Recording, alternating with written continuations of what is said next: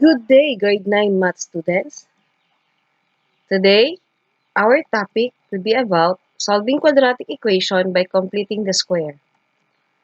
Objective: solve quadratic equation by completing the square.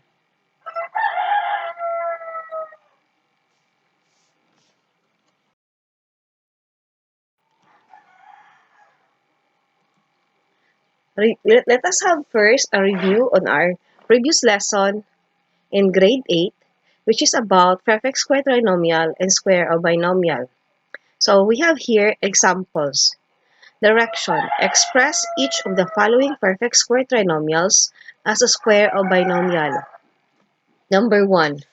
X squared plus 4x plus 4 equals to 0. So, our so our square of binomial of this perfect square trinomial is x plus 2 squared. X from x squared and 2 from 4, and our middle term, our sign for 2 is positive because our term here, second term, is positive. And we have here exponent 2. So, x plus 2 is a square of binomial. Second example, h squared minus 14h plus 49. What is the square of binomial for this expression? That would be h minus 7 squared. Minus because our second term is negative. Third, s squared plus 10s plus 25 equals to 0. So the square of binomial is s plus 5 squared. So 5 from 25, s from s squared. Then, number 4, m squared plus 2 third m plus 1 over 9. Our second term here is a fraction. Our constant here is a fraction. And what is our square of binomial? So that is m plus 1 third squared. 1 third from 1 over 9. Positive because our second term is positive. And have here exponent 2. 5. P squared minus 7p plus 49 over 4. So our middle term is negative 7. Our constant term is 49 over 4, which is a fraction. So how is the square of binomial looks like? That would be p minus 7 over 2 squared. 7 from 49, 2 from 4. Negative because our second term is negative. Now, we will proceed to how to make an expression becomes a perfect square trinomial. Direction: determine a number that must be added to make each of the following a perfect square trinomial. Number 1. X squared plus 10x plus blank equals. What would be the number here? What is the number here to make this expression a perfect square trinomial? So we have here solution. 10 over 2, or 1/2 of 10. 10 coming from our second term. 1/2 of 10 is 5. Then 5 squared is 25. So square 5, that is 25. So therefore, the number here on the blank is 25. Then x squared plus 10x plus 25 is now a perfect square trinomial. Second example, p squared minus 16p plus blank. So what is the number here to make this expression a perfect square trinomial? Solution: half of negative 16, or negative 16 divided by 2, that is negative 8, then square, that is 64. So, the number here is 64, and this is now a perfect square trinomial. Number 3, y squared plus 11y plus blank. So, what is the number here? So, get the half of our second term, that is 11 over 2. Then, Square it, 11 over 2 squared, that is 121 over 4. So the missing number here is 121 over 4, and this is now again a perfect square trinomial. Number 4, h squared minus 3/4 h plus blank. So, solution, get the 1/2 of 3/4. So we have negative 3/4 divided by 2, and to divide fraction by a whole number, so copy the numerator, which is 3/4, and find the reciprocal of 2, which is 1/2. Then proceed to multiplication. 3 times 1 is 3, and 4 times 2 is 8. So we have 3 squared, which is 9, and 8 squared, which is 64. So the missing term here is 9 over 64, and that makes a perfect square trinomial. It is important to know, for us to know how to make an expression and a perfect square trinomial, or how to convert a perfect square trinomial to square of binomial. So we will use this knowledge in solving quadratic equation by completing the square. Now, another method of solving quadratic equation is by completing the square. It involves transforming the quadratic equation ax squared plus bx plus c equals to 0 into the form of x minus h squared equals k, where k is greater than 0. So we have here steps to follow. First, divide the equation by a, then simplify. So, when a is greater than 1, let's say our a is 2, we will divide each term by a, the value of the coefficient or the value of a. Second, write the equation such that the terms with variables on the left side of the equation and the constant term is on the right side. So we'll make sure that the constant term is on the right side, while the uh, terms which has variables are on the left side. Third, add the square of 1/2 of the coefficient of x on both sides of the resulting equation. The left side of the equation becomes a perfect square trinomial. Fourth, express the perfect square trinomial on the left side of the equation as a square of binomial. 5. Solve the resulting quadratic equation by extracting square root. 6. Solve the linear equation. 7. Check the solutions obtained against the original equation. So we will now have, to understand these steps, we will now have examples on how to solve quadratic equation using completing the square. Now, are you ready, students? Direction. Solve the following quadratic equation by completing the square. Number 1. X squared minus 2x minus 3 equals to 0. So our equation is this, arranged in standard form. So we have here steps. First, step 1. Write the equation such that the variables are in the left side of the equation. So we will make sure that these two variables, x squared and 2x, are on the left side of the equation, while negative 3 will be on the right side. So that becomes x squared minus 2x equals 3. Why positive 3? Because we had already transposed negative 3 to the right side. That becomes positive 3. Step 2. Divide the coefficient of x by 2. The coefficient of x here is negative 2. So 1/2 of negative 2 or negative 2 divided by 2, that is negative 1. Then square it, the result is 1. Step 3. Add the result to both sides of the equation. So the result is 1. We will add it to x squared minus 2x plus 1 equals 3 plus 1. Now, x squared minus 2x plus 1 is a perfect square trinomial. Step 4. Express the perfect square trinomial as square of binomial. So, we will express this into square of binomial. That will become x minus 1 squared equals 4. 4 because 3 plus 1, 4. Now, this one is negative because our second term here is negative.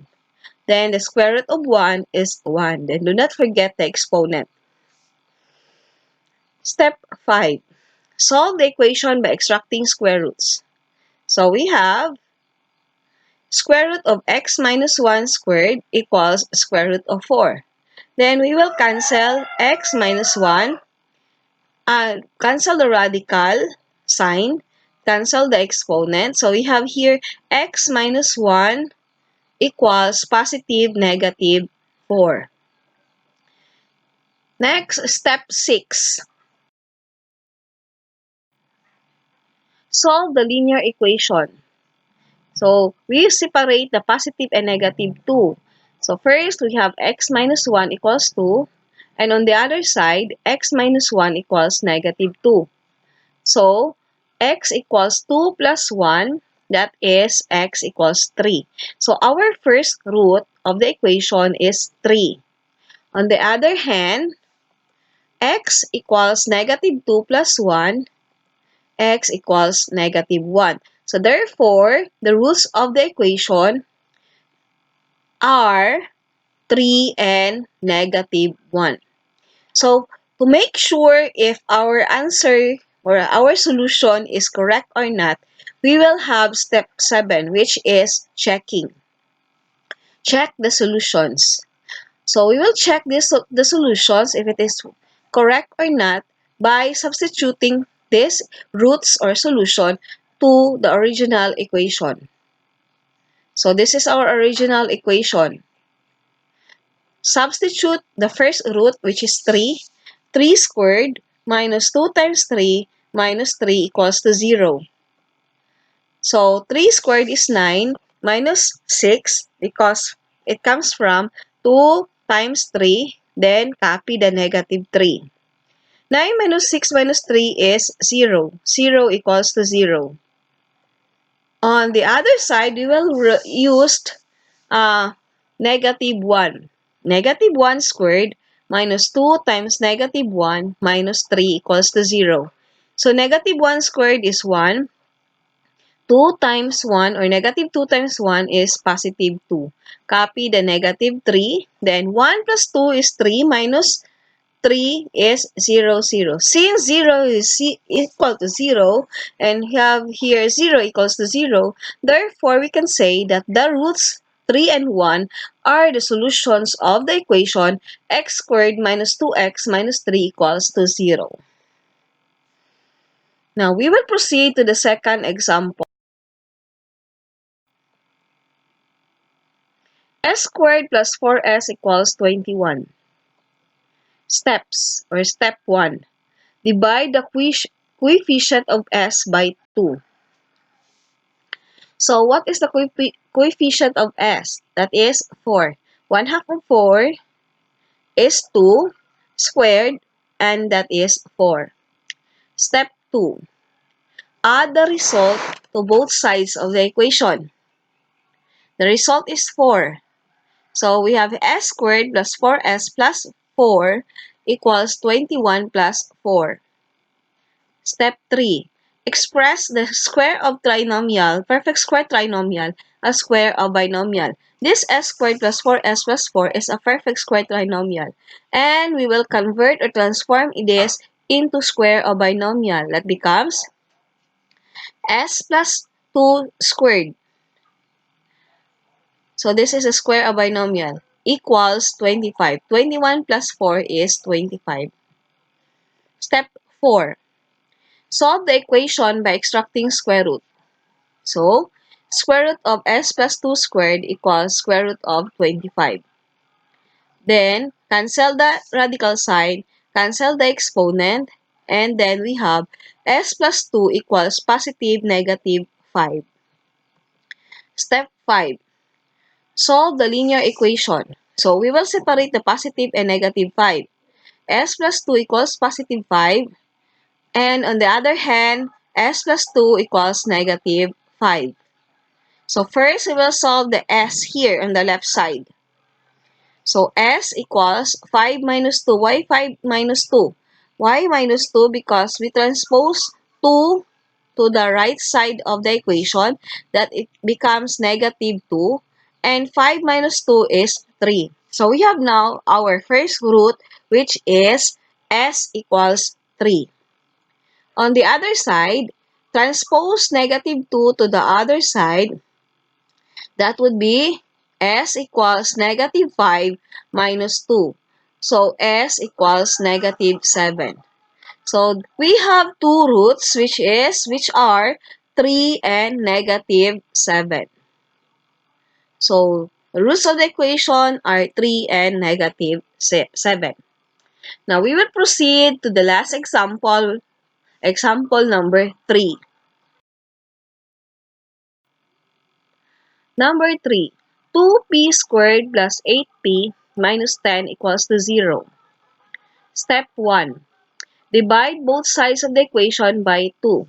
Since we have here coefficient of a, my value si a of the value of a is greater than 1. We divide each term here by 2. So 2p squared plus 8p minus 10 equals to 0.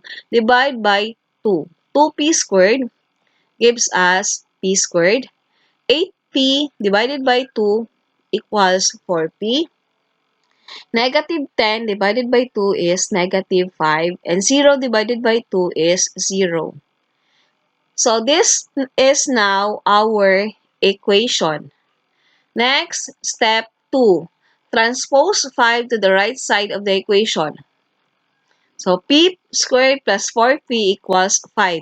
Positive 5 because when we transpose this to the other side, that becomes positive 5. Divide the coefficient of p by 2.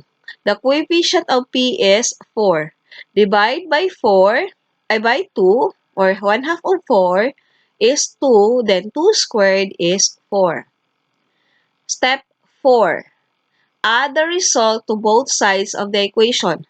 So, our result is 4. We will add this here, p squared plus 4p plus 4. This is now a perfect square trinomial. Then 5 plus 4. Then step 5. Express the perfect square trinomial as a square of binomial. So we have p plus 2 squared equals 9. Step 5. Solve the equation by extracting square roots. So square root of p plus 2 squared equals square root of 9. Cancel the radical, cancel the exponent, and the result is p plus 2 positive negative 3 from the square root of 9. Now, step 6. Solve the linear equations. P plus 2 equals 3. Separate the positive negative 3, negative 3. Then, P equals 3 minus 2. P equals negative 3 minus 2.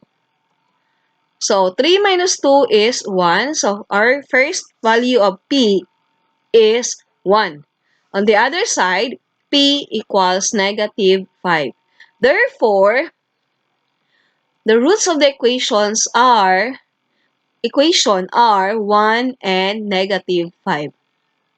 Now, if you want to check whether the equation is correct or not, just substitute this 1 and negative 5 to the original equation.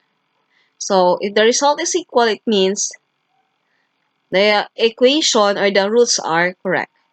So, that's all for solving quadratic equation by completing the square.